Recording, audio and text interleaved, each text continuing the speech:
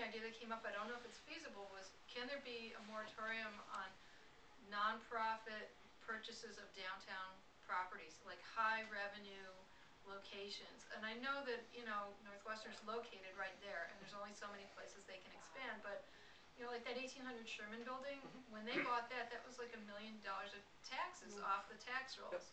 And that's really prime downtown property. Is it possible to bracket out certain geographic areas and say these cannot be purchased by nonprofits?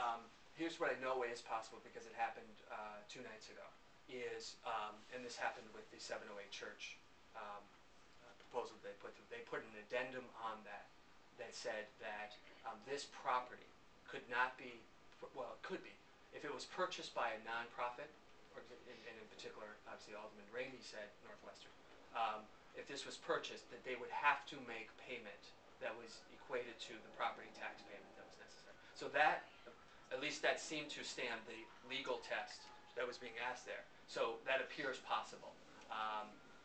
Just for, you know, sheer numbers that you have, about 42% of the land mass in Evanston is owned by nonprofit just as often. Wow. That's enormous.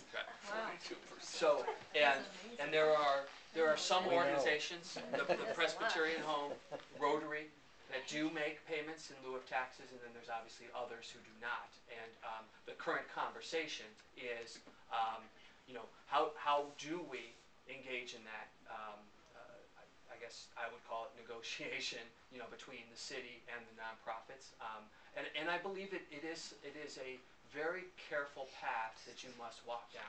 I believe it's a path that starts with mutual respect in terms of how that conversation looks. And I think it does not just include trying to acquire cash. I believe it includes a whole host of ways in which we can partner on specific services and or capital projects, which will all result in easing the burden of what we're asked to do as taxpayers.